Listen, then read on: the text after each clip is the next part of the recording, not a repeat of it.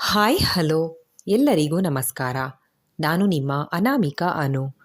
ಅಭಿವ್ಯಕ್ತಿ ಕಥಾಲೋಕಕ್ಕೆ ಸ್ವಾಗತ. ಇವತ್ತಿನ ದಿನ ಜಗವೇ ಬದಲಾದರು ಎನ್ನುವ ಕಿರುಕಥೆಯೊಂದನ್ನು ನಿಮಗೋಸ್ಕರ ತಂದಿದ್ದೇವೆ.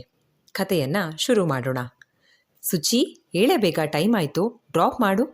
ಗಂಟೆ 8:30 ಇನ್ನೂ ಮಲಗಿಯೇ ಇದ್ದ ಗೆಳತಿಯ ಹೊದಿಕೆಯನ್ನು ರಪ್ಪನೆ ಎಳೆಯುತ್ತಾ ಎಬ್ಸಿದ್ಲು ಪೂರ್ಣಿ. ಏನೇ ಮಾರಾಯ್ತಿ ನಿಂದು ಬಾಧೆ, ನೆಮ್ಮದಿಯಾಗಿ ನಿದ್ದೆ ಮಾಡೋಕ್ಕೂ ಬಿಡಲ್ವಲ್ಲೇ. ನಿದ್ದೆ ಮಾಡ್ತಿರೋರನ್ನ ಎಬ್ಸಿದ್ರೆ ನರಕದಲ್ಲೂ ಜಾಗ ಸಿಗಲ್ವಂತೆ ಕಣೆ ಎಂದು ಹೇಳುತ್ತಲೇ ಹೊದಿಕೆಯನ್ನು ಮತ್ತೆ ಎಳೆದುಕೊಂಡು ಮಲಗಲು ಹೋದವಳ ಮೇಲೆ ಪನ್ನೀರಿನಂತೆ ತಣ್ಣೀರಿನ ಪ್ರೋಕ್ಷಣೆಯಾಗಿತ್ತು. ಪಾಪಿ ಕಣೆ ನೀನು, ಏನೇ ಬಂದಿರೋದು ನಿನಗೆ ಎಂದು ಗೆಳತಿಯನ್ನು ಬೈಯುತ್ತಲೇ ಎದ್ದು ಕುಳಿತು, ನಾವೇನು ಬೆಂಗಳೂರಲ್ಲಿದ್ದೀವ, ಕಾಶ್ಮೀರದಲ್ಲೋ, ಉತ್ತರಾಖಂಡದಲ್ಲೋ ಇದ್ದೀವಾ ತಿಳಿತಾ ಇಲ್ಲ. ಭೂಮಿ ಸೂರ್ಯನ ಸುತ್ತ ತಿರುಗ್ತಾ ಇರುತ್ತೆ ಅಂತ ಹೈಸ್ಕೂಲಲ್ಲಿ ನಮ್ಮ ಸೈನ್ಸ್ ಟೀಚರ್ ಹೇಳಿದ್ರು. ಮೇ ಬಿ ಭೂಮಿ ಸುತ್ತೋ ಸ್ಪೀಡ್ ಜಾಸ್ತಿ ಆಗಿ ಕರ್ನಾಟಕ ಕಾಶ್ಮೀರದ ಪ್ಲೇಸ್ಗೆ ಹೋಗಿ ರೀಪ್ಲೇಸ್ ಆಗಿದೆಯಾ? ಹಾಗೇನಾದರೂ ಆಗಿದ್ರೆ ಕಾಶ್ಮೀರ ನಮ್ಮ ಸೌತ್ ಇಂಡಿಯಾಕ್ಕೆ ಹೋಗಿರುತ್ತೆ. ಸದ್ಯ ಇನ್ನಾದರೂ ಕಾಶ್ಮೀರ ನಮ್ಮದು ಅಂತ ತಿರ್ಬೋಕಿ ಪಾಕಿಗಳು ಬೊಬ್ಬಿಡಿಯೋದು ಕಡಿಮೆ ಆದರೆ ಸಾಕು ಎಂದು ಸುಚಿ ಹೇಳ್ತಾ ಇದ್ರೆ, ಅಲ್ವೇ ಸುಚಿ, ಬೆಂಗಳೂರಲ್ಲಿ ಹೆವಿ ಚಳಿ ಇದೆ ಅಂತ ಸಿಂಪಲ್ಲಾಗಿ ಒಂದು ಲೈನ್ನಲ್ಲಿ ಹೇಳೋ ಮಾತಿಗೆ ಗುಂಡಾಗಿರೋ ಭೂಮಿ ಚಪ್ಪಡೆ ಹಾಕಿದೆ ಅಂತ ಹೇಳೋ ರೀತಿ ತಳ ಬುಡ ಇಲ್ದಂಗೆ ಅರ್ಥವಿಲ್ಲದ ಮಾತಾಡ್ತಿದ್ಯಲ್ಲೇ ಅಂತ ಹಣೆ ಚಚ್ಕೊಂಡ್ಲು ಪೂರ್ಣಿ. ಬೇಬಿ, ನಾನಿನ್ನೂ ಬ್ಯಾಚುಲರ್, ಸೊ ಬೆಡ್ ಕಾಫಿ ಕೊಡೋಕ್ಕೆ ಹಬ್ಬಿ ಇಲ್ಲ. Please give me 1 cup strong coffee. ನಿನಗೆ ಗೊತ್ತಲ್ಲ, ಕಾಫಿ ಇಲ್ಲ ಅಂದರೆ ನಮ್ಮ ಜನ್ರೇಟರ್ ಚಾಲಾಗಲ್ಲ ಎಂದು ಸುಚಿ ಹೇಳಿದಾಗ, ನನಗೆ ಗೊತ್ತು ನಿನ್ನ ಜನ್ರೇಟರ್ ಸ್ಟಾರ್ಟಿಂಗ್ ಟ್ರಬಲ್ ಅಂತ. ತಗೋ ಎಂದು ಫ್ಲಾಸ್ಕ್ನಲ್ಲಿ ಆಗಲೇ ರೆಡಿ ಮಾಡಿಟ್ಟಿದ್ದ ಕಾಫಿಯನ್ನು ಮಗ್ಗಿಗೆ ಬಗ್ಸ್ಕೊಡ್ತಾ ಹೇಳಿದ್ಲು. ಸೂಪರ್ ಬೇಬಿ ನೀನು.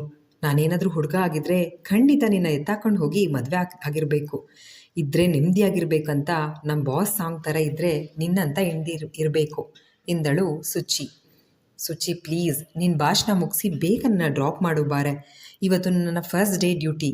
ಇಲ್ಲಿಂದ ಡೈರೆಕ್ಟ್ ಬಸ್ ಇಲ್ವೇ, ಲೇಟ್ ಆಗುತ್ತೆ ಎಂದಳು ಪೂರ್ಣಿ. ಬೆಡ್ ಪಕ್ಕದಲ್ಲಿದ್ದ ಸೈಡ್ ಟೇಬಲ್ ಮೇಲೆ ಕಾಫಿ ಮಗ್ಗಿಟ್ಟು ಚೇರ್ ಮೇಲಿದ್ದ ಜರ್ಕಿನ್, ಹೆಲ್ಮೆಟ್, ಗಾಡಿ ಕೀ ಎತ್ಕೊಳ್ತಾ, ಚಲೋ ಬೇಬಿ ಎಂದಳು ಸುಚಿ. ಈಗ ಏನು ಕೊಳಕಿದ್ದೀಯಾ ನೀನು? ಫೇಸ್ ವಾಶ್ ಮಾಡಲ್ವಾ? ಅಟ್ಲೀಸ್ಟ್ ಬ್ರಷ್ ಮಾಡಲ್ವಾ? ಛೀ ಎಂದು ಮುಖ ಸಿಂಡರಿಸಿದ್ಲು ಪೂರ್ಣಿ. ಸಿ ಬೇಬಿ, ಹೆಲ್ಮೆಟ್ ಹಾಕ್ಕೊಂಡ್ರೆ ಮುಖ ಕಾಣಲ್ಲ, ಮತ್ತ್ಯಾಕೆ ಫೇಸ್ ವಾಶ್? ಹಾಗೆ ಟ್ರಾಫಿಕ್ ಪೊಲೀಸ್ ನೈಟ್ ಮಾತ್ರ ಕಣೆ ಡ್ರಿಂಕ್ ಆ್ಯಂಡ್ ಡ್ರೈವ್ ಚೆಕ್ ಮಾಡೋದು. ಮಾರ್ನಿಂಗ್ ಬ್ರಷ್ ಮಾಡಿರಲ್ವಾ ಇಲ್ವಾ ಅಂತ ಚೆಕ್ ಮಾಡಲ್ಲ. ಅಕಸ್ಮಾತ್ ಹಾಗೇನಾದರೂ ಚೆಕ್ ಮಾಡಿದ್ರೆ ಬೆಂಗಳೂರಲ್ಲಿ ಅರ್ಧ ಗಾಡಿಗಳ ಮೇಲೆ ಫೈನ್ ಬೀಳುತ್ತೆ. ಕಣ್ಮಿಟುಕಿಸಿ ನಗ್ತಾ ಸುಚ್ಚಿ ಹೇಳಿದ್ರೆ, ಗೆಳತಿಯ ಮಾತಿನಿಂದ ಪೂರ್ಣಿ ಮುಖದಲ್ಲಿ ನಗು ಮೂಡುವ ಬದಲು ಅದುವರೆಗೂ ಅರಳಿ ನಳನಳಿಸುತ್ತಿದ್ದ ಮುಖ ಮುಟ್ಟಿದ್ರೆ ಮುನಿ ಅನ್ನೋವಂತೆ ಮಂಕಾಗಿತ್ತು. ಓ ಶಿಟ್ ಎಂದು ಅಣೆ ನೀವ್ಕೊಂಡು, ಇದು ಅವನ ಡೈಲಾಗ್ ಅಲ್ವಾ, ಅದಕ್ಕೆ ಡಲ್ಲಾದಾ?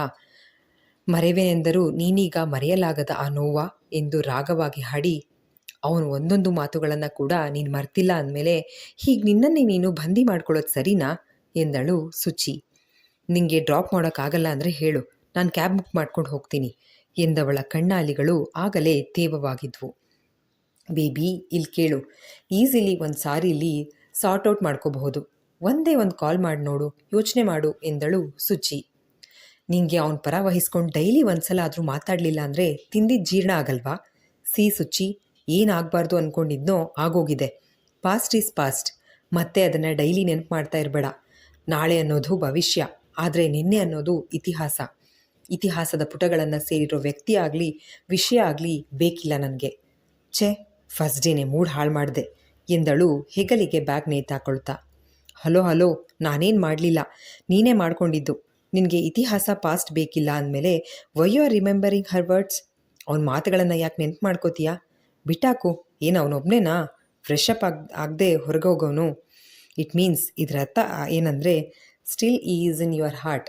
ನನ್ನ ಮನಸ್ಸಿನಲ್ಲಿ ಅವನಿಲ್ಲ ಅಂತ ಗಾಜಿನ ಮನೆಯೊಳಗಡೆ ಕೂತ್ಕೊಂಡು ಹೇಳ್ತಿದೀಯಾ, ಆದರೆ ಸತ್ಯ ಕಣ್ಣಿಗೆ ಕಾಣಿಸ್ತಿದೆ ಎಂದಳು ಸುಚಿ, ಈ ಬಾರಿ ತುಸು ಕೋಪದಿಂದ ಕಾಲನ್ನು ಜೋರಾಗಿ ನೆಲಕ್ಕಪ್ಪಳಿಸಿ, ನೀನು ಬೇಡ, ನೀನು ಡ್ರಾಪ್ ಮಾಡೋದು ಬೇಡ, ನಾನು ಕ್ಯಾಬಲ್ಲೇ ಹೋಗ್ತೀನಿ ಎಂದು ಹೊರ ನಡೆದವಳನ್ನು ಕೂಗಿ, ಸಂಜೆ ಬರುವಾಗ ಸ್ನ್ಯಾಕ್ಸ್ ಜೊತೆ ಸ್ವೀಟ್ಸ್ ತರೋದು ಮಡಿಬೇಡ ಎಂದು ಜೋರಾಗಿ ಕೂಗಿ ಹೇಳಿ ಬಾಗ್ಲಾಕ್ಕೊಂಡು ಮತ್ತೆ ಬೆಡ್ ಮೇಲೆ ಉರುಳ್ಕೊಂಡು, ಎಬ್ಸೋಕೆ ಮುಂಚೆನೇ ಹೇಳಿದೆ ನಿದ್ದೆ ಮಾಡಿರೋರನ್ನ ಎಬ್ಸ್ಬಾರ್ದು ಅಂತ, ಕೇಳಲಿಲ್ಲ, ಅನುಭವಿಸು. ಇವತ್ತೆಲ್ಲ ಅವನ ನೆನಪಿನಲ್ಲೇ ಧೀರು ಸತ್ತೆ ಮಗ.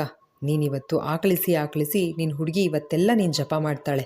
ಇವಳ ಜೊತೆ ಸಿಕ್ಕಿ ನಾನು ಒದ್ದಾಡ್ತಿಲ್ವಾ ಎಂದು ಸ್ವಗತದಂತೆ ಇಬ್ಬರಿಗೂ ಬೈದು ಮತ್ತೆ ಮಲ್ಕೊಂಡ್ಳು ಸುಚಿ. ಕೋಪದಿಂದ ಮನೆಯಿಂದ ಹೊರಬಂದ ಪೂರ್ಣಿ ಕ್ಯಾಬ್ ಬುಕ್ ಮಾಡಿಕೊಂಡು ಆಫೀಸ್ ಕಡೆ ಹೊರಟ್ಲು. ಥೂ, ಹಾಳಾದವಳು, ಕಾಯ್ತಾ ಇರ್ತಾಳೆ. ಮನಸ್ಸಿನಲ್ಲೇ ಗೆಳತಿಯನ್ನು ಮನಸಾರೆ ಬೈದ್ಕೊಂಡ್ಳು. ಆಫೀಸ್ ತಲುಪಿದ ಕೂಡಲೇ ಒಳ ಹೋಗುತ್ತಿದ್ದವಳಿಗೆ ಈ ಮೊದಲು ಆಗಷ್ಟೇ ಇಂಜಿನಿಯರಿಂಗ್ ಮುಗಿಸಿ ವೃತ್ತಿ ಜೀವನಕ್ಕೆ ಕಾಲಿಟ್ಟ ದಿನಗಳ ಎಲ್ಲ ಮೊದಲುಗಳು ನೆನಪಾಗಿದ್ವು. First working day, first salary ಎಂದು ಹೇಳಿಕೊಂಡವಳ ಮೊದಲ ಆಲೋಚನೆ ಹೋಗಿ ನಿಂತದ್ದು ಅವನ ಮೊದಲ ನೋಟ, ಮೊದಲ ಪರಿಚಯಕ್ಕೆ.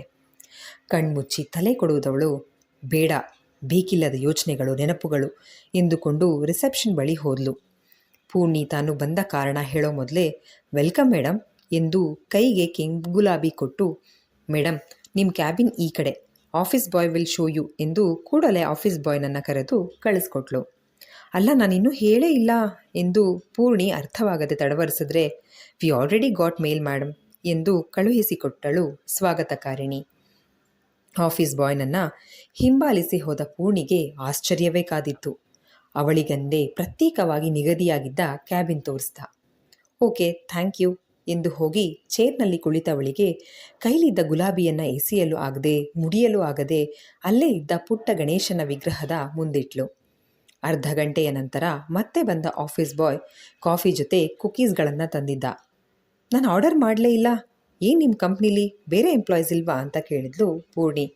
ಮೇಡಮ್, ನಿಮಗೆ ಇನ್ಸ್ಟ್ರಕ್ಷನ್ಸ್ ಎಲ್ಲ ಈ ಫೈಲ್ನಲ್ಲಿದೆ, ಸ್ಟಡಿ ಮಾಡಿ ಎಂದು ಟೇಬಲ್ ಮೇಲಿದ್ದ ಲ್ಯಾಪ್ಟಾಪ್ ಆನ್ ಮಾಡಿ ಫೋಲ್ಡರ್ ತೋರಿಸಿದ್ದ. ಏನು, ಇಲ್ಲಿ ಮನುಷ್ಯರು ಕೆಲಸ ಮಾಡ್ತಾರಾ ಅಥವಾ ರೋಬೋಟ್ಗಳು ಕೆಲಸ ಮಾಡೋದಾ ಎಂದಳು ಪೂರ್ಣಿ. ಮನುಷ್ಯರೇ ಮೇಡಮ್ ಎಂದು ಆತ ಅವಳೊಂದಿಗೆ ಮಾತಿಗೆ ನಿಲ್ಲದೆ ಹೊರ ನಡೆದ. ಕಾಫಿ, ಚಕೋರಿ ಮಿಶ್ರಿತ ಕಾಫಿಯ ವಾಸನೆಯನ್ನು ಆಸ್ವಾದಿಸಿದವಳಿಗೆ ಮೈಮನಗಳು ಹರ್ಷವಾದವು. ಕುಕೀಸ್ ಒಂದನ್ನು ಬೈಟ್ ಮಾಡಿದವಳಿಗೆ ಕೋಕೋನಟ್ ರುಚಿ ನಾಲಿಗೆಯಲ್ಲಿ ನಲಿದಾಡ್ತಾ ಇದ್ದರೆ, ಲಕ್ಕಿ ಪೂರ್ಣಿ, ನಿನ್ನ ಫೇವ್ರೆಟ್ ಕಾಫಿ ಜೊತೆ ಕುಕೀಸ್ ಇದೆ ಅಂತ ಹೇಳಿಕೊಂಡು ಫೋಲ್ಡರ್ ಓಪನ್ ಮಾಡಿ ತಾನೇನು ಕೆಲಸ ಮಾಡಬೇಕು ಅಂತ ಇನ್ಸ್ಟ್ರಕ್ಷನ್ಸ್ ನೋಡಿಕೊಂಡು ಕೆಲಸ ಶುರು ಮಾಡಿದ್ಲು.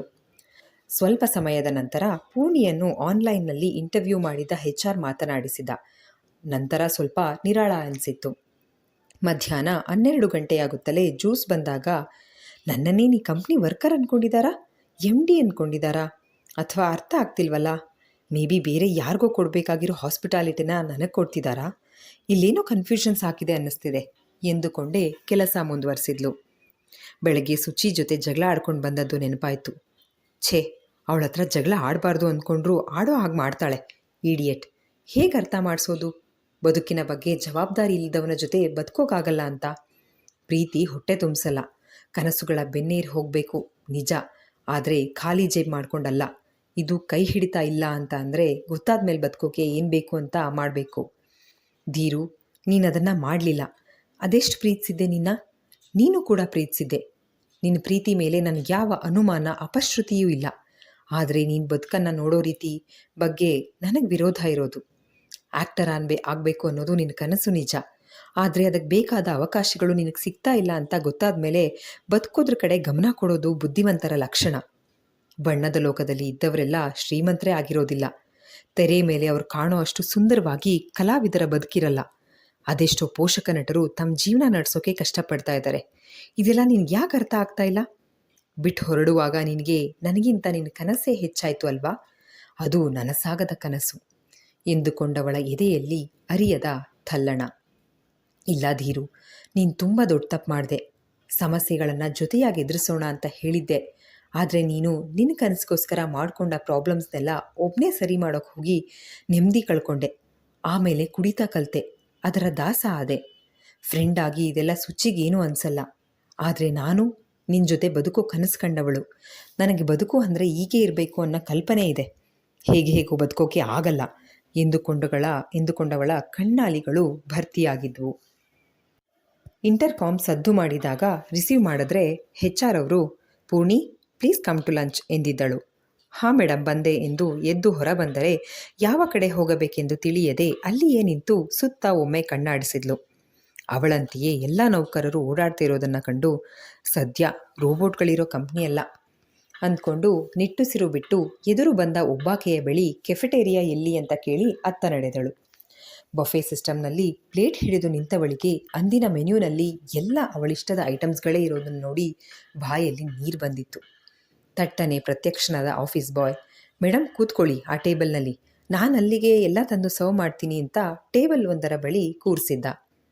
ಆತ ತೋರಿಸಿದ ಟೇಬಲ್ ಬಳಿ ಹೋಗಿ ಕೂತವಳಿಗೆ ಅಲ್ಲಿಯೂ ಕೂಡ ರಿಸರ್ವ್ಡ್ ಬೋರ್ಡ್, ಟಿಶ್ಯೂ ಪೇಪರ್ನು ಹೊದ್ದು ಮಲಗಿದ್ದ ಜೋಡಿ ಕಿಂಗುಲಾಬಿ ನೋಡಿ ಖಂಡಿತ ಈ ಆಫೀಸ್ ಬಾಯ್ ಕನ್ಫ್ಯೂಸ್ ಆಗಿದ್ದಾನೆ, ಸಿಕ್ತಿರೋ ಹಾಸ್ಪಿಟಾಲಿಟಿನ ಯಾಕೆ ಮಿಸ್ ಮಾಡ್ಕೊಳ್ಳಿ ಎಂದುಕೊಂಡು ಆತ ಬಡಿಸಿದ ಮೇಲೆ ಅವನಾಡ್ತಾ ಇದ್ದ ಮಾತುಗಳ ಮೇಲೆ ಅಷ್ಟಾಗಿ ಗಮನ ಕೊಡದೆ ಹೊಟ್ಟೆ ತುಂಬ ಊಟವನ್ನೇನೋ ಮಾಡಿದ್ಲು. ಆದರೆ ಊಟದ ನಂತರ ಹೊಟ್ಟೆ ಭಾರವೆಂದು ಸೋಡಾ ಹೀರುತ್ತಾ ಕುಳಿತವಳಿಗೆ ಆತನ ಮಾತುಗಳು ಮರುಕಳಿಸಿದ್ವು. ಇವನಿಗೆ ಹೇಗೆ ನನಗೆ ಏನಿಷ್ಟ ಇಷ್ಟ ಇಲ್ಲ ಅಂತ ಎಲ್ಲ ಇವನಿಗೆ ಹೇಗೆ ಗೊತ್ತು? ಅವನಿಗೆ ಬಿಟ್ಟರೆ ಇನ್ಯಾರಿಗೂ ಗೊತ್ತಿಲ್ಲದ ನನ್ನ ಲೈಕ್ಸ್ ಇಲ್ಲಿಗೆ ಬಂದಾಗಿಂದ ನನಗೆ ವಿಚಿತ್ರ ಅನುಭವಗಳೇ ಆಗ್ತಾ ಇದ್ದಾವೆ. ಹಾಗಾದರೆ ಇವನು ಯಾರು? ಇಲ್ಲ, ಸಮಥಿಂಗ್ ಈಸ್ ರಾಂಗ್. ಆ ಆಫೀಸ್ ಬಾಯ್ ಎಲ್ಲಿದ್ದಾನೆ? ಅವನ್ನ ಕೇಳಿದ್ರೆ ಎಲ್ಲ ಗೊತ್ತಾಗುತ್ತೆ ಎಂದು ಎದ್ದು ಅವನನ್ನು ಹುಡುಕೊಂಡು ಹೋಗೋಕೆ ಶುರು ಮಾಡಿದ್ಲು. ಎಲ್ಲಿ ಎಂದು ಗೊತ್ತಿಲ್ಲ. ಕಂಡಲ್ಲೆಲ್ಲ ಹುಡುಕಾಡಿದ್ರೂ ಆತನ ಪತ್ತೆ ಇಲ್ಲ. ಇಲ್ಲಿಂದ ಮೊದಲು ಹೊರಗೋಗ್ಬೇಕು, ನಾನು ಖಂಡಿತ ಟ್ರ್ಯಾಪ್ ಆಗಿದ್ದೀನಿ ಎಂದುಕೊಂಡು ಮೇನ್ ಡೋರ್ ಕಡೆ ಬರ್ತಾ ಇರುವಾಗ ಅರ್ಧ ಬಾಗಿಲು ತೆರೆದಿದ್ದ ಒಂದು ರೂಮಿನಿಂದ ರಪ್ಪನೆ ಪೂರ್ಣಿಯನ್ನು ಯಾರೋ ಒಳಗಿಳ್ಕೊಂಡು ಕೈಗಳನ್ನು ಹಿಂದಕ್ಕೆ ಮಡಚಿ ಬಾಯಿ ಮುಚ್ಚಿದ್ರೂ ಕೂಗಾಡದಂತೆ. ದೇವ್ರೇ ಕಾಪಾಡು ಎಂದು ಮನಸ್ಸಿನಲ್ಲೇ ಬೇಡ್ಕೊಳ್ತಾ ಬಿಡಿಸಿಕೊಳ್ಳಲು ಕೊಸರಾಡಿದ್ಲು. ಹಿಡಿತ ಬಿಗಿಯಾಗಿದ್ರಿಂದ ಅವಳದ್ದು ವ್ಯರ್ಥ ಪ್ರಯತ್ನವಾಗಿತ್ತು.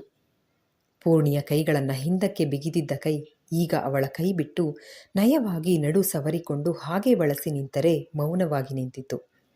ರೂಮನ್ನು ಆವರಿಸಿಕೊಂಡಿದ್ದ ಕತ್ತಲೆ ಒಂದೇ ಒಂದು ಸಣ್ಣ ಬೆಳಕಿಂಡಿಗೂ ಅವಕಾಶ ಕೊಟ್ಟಿರಲಿಲ್ಲ. ಪೂರ್ಣಿ, ನಿನ್ನ ಕತೆ ಮುಗೀತು ಎಂದುಕೊಂಡು ಶಿಲೆಯಂತೆ ನಿಂತು ಬಿಟ್ಟಳು. ಇಲ್ಲಿಂದ ಹೊರಹೋಗುವುದು ಅಸಾಧ್ಯ ಎನಿಸಿ ಕೋಣೆಯನ್ನು ಆವರಿಸಿಕೊಂಡಿದ್ದ ನೀರವ ಮೌನದಲ್ಲಿ ಅವಳ ಏದುಸಿರು, ಹೃದಯ ಬಡಿತದ ಹೊರತಾಗಿ ಮತ್ತೇನೂ ಕೇಳಿಸ್ತಿಲ್ಲ. ಕಣ್ಮುಚ್ಚಿ ಉಗುಳಿನಂಗಿ ನಿಂತವಳು ಕೈ ಸಡಿಲವಾಗುತ್ತಲೇ ನಡು ಬಳಸಿದ ಕೈ ಕಿತ್ತೆಸೆದು ತಾನು ಬಚಾವಾಗಲು ಕೊನೆ ಪ್ರಯತ್ನ ಮಾಡಲು ಕೈ ಮುಟ್ಟಿದ್ಲು. ಚೇಳು ಕುಟುಕಿದ ಅನುಭವ. ತಟ್ಟನೆ ತಿರುಗಿ ಕೈ ಹಿಂದಕ್ಕೆ ತೆಗೆದುಕೊಂಡ್ಳು. ಆದರೆ ಆ ಕೈ ಅಷ್ಟೇ ತಟ್ಟನೆ ಬರಸೆಳೆದು ತಬ್ಬಿದಾಗ ಆತನ ಎದೆ ಬಡಿತ ಜೋರಾಗಿ ಕೇಳಿಸ್ತಾ ಇತ್ತು. ಉಸಿರಿನ ಏರಿಳಿತದಲ್ಲಿದ್ದ ಯಾತನೆ ಅವಳಿಗೆ ಸ್ಪಷ್ಟವಾಗಿ ಅರಿವಾಗಿತ್ತು. ಧೀರು ಎನ್ನುತ್ತಾ ಕತ್ತಲಲ್ಲಿಯೇ ಮುಖ ಸವರಿದ್ಲು. ಅವನೇ ಎಂದು ಮತ್ತೊಮ್ಮೆ ಖಾತ್ರಿ ಮಾಡಿಕೊಳ್ತಾ, ಬಿಡು ನನ್ನ ಎಂದು ಅಳುತ್ತಲೇ ಎದೆಗೂಡಿಗೆ ಗುದ್ದಲಾರಂಭಿಸಿದ್ಲು. ಅವಳೇ ಸೋತು ಹೊಡೆಯುವುದನ್ನು ನಿಲ್ಲಿಸೋವರೆಗೂ ತಾಳ್ಮೆಯಿಂದ ಪೆಟ್ಟು ತಿಂದವನು ಕೈ ಹಿಡಿದುಕೊಂಡು ಏಟು ಕೊಟ್ಟ ಕೈಗಳಿಗೆ ಮುತ್ತಿಟ್ಟಿದ್ದ. ನೀನು ಹೇಳಿದ್ದು ನಿಜ. ನನ್ನ ಸಾಗದ ಕನಸಿನ ಬೆನ್ನೇರು ಹೋದವನು ಪಡೆದುಕೊಂಡಿದ್ದು ಬರೀ ಸೋಲು, ಅವಮಾನ ಅಷ್ಟೇ. ಕಳೆದುಕೊಂಡಿದ್ದು ಅಪಾರ. ನೀನು ನುಡಿದ ಭವಿಷ್ಯವಾಣಿಯೇ ಸರಿ. ತಪ್ಪುಗಳನ್ನು ತಿದ್ಕೊಂಡು ನೀ ಬಯಸಿದಂಥ ವ್ಯಕ್ತಿಯಾಗಿ ನಿಂತಿದ್ದೀನಿ. ಒಪ್ಕೊಂಡ್ಬಿಡು ಮತ್ತೊಮ್ಮೆ ಎಂದು ಅವಳ ತಲೆಯನ್ನು ಎದೆಗುತ್ತಿಕೊಂಡ. ಐ ಆಮ್ ಸಾರಿ ಪೂರ್ಣಿ, ತುಂಬ ಕಳ್ಕೊಂಡು ಬೀದಿ ಪಾಲಾಗಿದ್ದೆ. ಎಲ್ಲದನ್ನು ಕಳ್ಕೊಂಡು ನನಗೆ ನಿನ್ನ ಕಳ್ಕೊಂಡಿದ್ದೇ ದೊಡ್ಡ ನಷ್ಟ ಅಂತ ಗೊತ್ತಾಯಿತು. ನಿನ್ನ ಪಡ್ಕೋಬೇಕು, ಆದರೆ ನೀನು ಬಯಸಿದಂಥ ವ್ಯಕ್ತಿಯಾಗಿ ನನ್ನಲ್ಲಿ ಮತ್ತೆ ಸಾಧಿಸೋ ಛಲ ಹುಟ್ಟು. ನೋಡು, ನನ್ನದೇ ಒಂದು ಸಾಮ್ರಾಜ್ಯ ಕಟ್ಟಿ ನಿನ್ನ ಮುಂದೆ ಬಂದಿದ್ದೀನಿ ಎಂದು ಲೈಟ್ ಸ್ವಿಚ್ ಆನ್ ಮಾಡಿದ್ದ. ವರ್ಷಗಳ ನಂತರ ಮುಖ ನೋಡಿದವಳಿಗೆ ಹೊಸ ವ್ಯಕ್ತಿಯಾಗಿ ಕಂಡ. ದೂರ ಸರಿದು ನಿಲ್ತಾ, ನಾನೀಗ ನಿನ್ನನ್ನು ಒಪ್ಕೊಂಡ್ರೆ ಹಣಕ್ಕೋಸ್ಕರ ಲವ್ ಮಾಡಿದೆ ಅನಿಸುತ್ತೆ. ನೀನು ಎಲ್ಲಿ ಗೆಲ್ತೀಯ ಅನ್ನೋದಕ್ಕಿಂತ ನೀನು ಎಲ್ಲಿ ಸೋಲ್ತೀಯ ಅಂತ ನನಗೆ ಅನಿಸಿತ್ತೋ, ಅದಕ್ಕೆ ಆ ಫೀಲ್ಡ್ ಬೇಡ ಅಂತ ಅಷ್ಟು ಹಠ ಮಾಡಿದ್ದು. ನನಸಾಗದ ಕನಸೆಂಬ ಮರೀಚಿಕೆಯ ಬೆನ್ನೇರು ಹೋಗಿ ಜೀವನ ಮಾಡ್ಕೋತೀಯ ಅನ್ನೋ ಕಾಳಜಿಯಿಂದಾನೇ ಹೊರತು ನೀನು ಕೋಟ್ಯಾಧಿಪತಿ ಆಗಬೇಕು ಅಂತ ಅಲ್ಲ. ನಾನು ಪ್ರೀತಿಸಿದ್ದು ನಿನ್ನನ್ನೇ ಹೊರತು ಹಣ, ಆಸ್ತಿ, ಅಂತಸ್ತು, ಐಶ್ವರ್ಯವನ್ನಲ್ಲ. ಅತಿಯಾದರೆ ಹೇಗೆ ಅಮೃತನೂ ವಿಷ ಆಗುತ್ತೋ ಹಾಗೆ ಅವಶ್ಯಕತೆಗಿಂತ ಹೆಚ್ಚಿದ್ದಷ್ಟು ಹಣ ಕೂಡ ನೆಮ್ಮದಿನ ಕಿತ್ಕೊಳ್ಳುತ್ತೆ. ನಾನು ಬಯಸಿದ್ದು ಒಂದು ಸೆಕ್ಯೂರ್ ನೆಮ್ಮದಿಯಾದ ಜೀವನ, ಅದು ನಿನ್ನೊಂದಿಗೆ ಮಾತ್ರ ಅಷ್ಟೇ ಎಂದು ಕೈಕಟ್ಟಿ ನಿಂತು ಬಿಟ್ಟಳು. ಜಗವೇ ಬದಲಾದರೂ ಬದಲಾಗದ ಭಾವ ನೀನು. ಯಾವತ್ತಿಗೂ ನೀನು ಮಾತ್ರ ಬದಲಾಗಲ್ಲ. ಸಾರಿ, ನೋಡೋಣ ಅಂತ ಸುಳ್ಳು ಹೇಳಿದೆ. ನೀನು ಬಯಸಿದಂಥ ವ್ಯಕ್ತಿ ಅಷ್ಟೇ ಆಗಿರೋದು ನಾನು ಕೂಡ. ಈಗಲಾದರೂ ಒಪ್ಕೋತೀಯ ನನ್ನ ಎಂದು ಟೇಬಲ್ ಮೇಲೆ ರೆಡಿ ಮಾಡಿ ಇಟ್ಟಿದ್ದ ಬುಕ್ಕೆ ಹಿಡಿದು ಅವಳ ಮುಂದೆ ಮಂಡಿಯೂರಿದ್ದ ಧೀರಜ್. ಇಷ್ಟೊಂದು ಡವ್ ಮಾಡಬೇಡ, ನಂಬಲ್ಲ ನಿನ್ನ ಕೊಳಕ ಎಂದು ನಗುತ್ತಾ ಬುಕ್ಕೆ ಪಡೆದುಕೊಂಡಳು ಪೂರ್ಣಿ. ಬದಲಾಗಿದ್ದೀನಿ ಅಂತ ಹೇಳಿದ್ನಲ್ಲ, ನಿಜ ಬ್ರಷ್ ಮಾಡಿದ್ದೀನಿ ನೋಡಬೇಕಾದ್ರೆ ಎಂದು ಸನಿಹ ಬಂದವನನ್ನು ಪ್ರೀತಿಯಿಂದ ತಬ್ಬಿದ ಪೂರ್ಣಿ. ಇದೆಲ್ಲ ಏನು ಸೆಟಪ್, ಹೇಗೆ ಎಂದಳು. ನಿನಗೋಸ್ಕರ ಒಂದು ಸ್ಮಾಲ್ ಸೆಟಪ್ ಪ್ಯಾಚಪ್ಗೆ ಎಂದು ಅವಳ ತಲೆ ಕೂದಲಲ್ಲಿ ಕೈ ಆಡಿಸ್ತಾ, ಏನು ಗೊತ್ತಾ ಪೂರ್ಣಿ, ಇದಕ್ಕೆಲ್ಲ ಸುಚಿನೂ ಹೆಲ್ಪ್ ಮಾಡಿದ್ಲು, ಪಾಪ ಅವಳಿಗೆ ಬೈಬೇಡ ಆಯ್ತಾ ಎಂದಿದ್ದ ಧೀರಜ್. ನನಗೀಗ ಫ್ಲ್ಯಾಶ್ ಆಗ್ತಾ ಇದೆ, ಅವಳು ಬೆಳಗ್ಗೆ ಸ್ನ್ಯಾಕ್ಸ್ ಜೊತೆ ಸ್ವೀಟ್ಸ್ ತರೋಕೆ ಹೇಳಿದ್ಲು, ಅವಳಿಗಿದೆ ಮಾರಿ ಹಬ್ಬ ಇವತ್ತು ಎಂದರೆ, ಪೂರ್ಣಿ ಸ್ವಲ್ಪನೂ ಬದಲಾಗಿಲ್ವೇ ನೀನು? ಯಾರು ಏನು ಹೇಳ್ತಾರೆ ಅಂತ ತಾಳ್ಮೆಯಿಂದ ಕೇಳಿಸ್ಕೊಳ್ಳಲ್ಲ, ಆಮೇಲೆ ಲೇಟಾಗಿ ಅರ್ಥ ಮಾಡಿಕೊಂಡು ರಿಯಾಕ್ಟ್ ಮಾಡ್ತೀಯ. ಜಗತ್ತೇ ಬದಲಾದರೂ ನೀನು ಮಾತ್ರ ಬದಲಾಗಲ್ಲ ಬಿಡು ಎಂದು ನಕ್ಕಿದ್ದ ಕಾರ್ಮೋಡ ಕರಗಿ ಹಗುರಾದ ಭಾವದಲ್ಲಿ. ಮತ್ಲಬಿ ದುನಿಯಾದಲ್ಲಿ ಬದಲಾಗದೇ ಇರೋದು ಕೂಡ ಚಾಲೆಂಜ್ ಗೊತ್ತಾ ಎಂದಳು ಅಪ್ಪುಗೆಯನ್ನು ಮತ್ತಷ್ಟು ಬಿಗಿಗೊಳಿಸುತ್ತಾ. ವರ್ಷಗಳ ವಿರಹಕ್ಕೆ ಬಡ್ಡಿಯಂತೆ. ಇಲ್ಲಿಗೆ ಈ ಕಿರುಗತೆ ಮುಕ್ತಾಯವಾಯಿತು. ಕತೆ ನಿಮಗೆಲ್ಲ ಇಷ್ಟವಾಗಿದೆ ಅಂತ ಭಾವಿಸ್ತೇನೆ.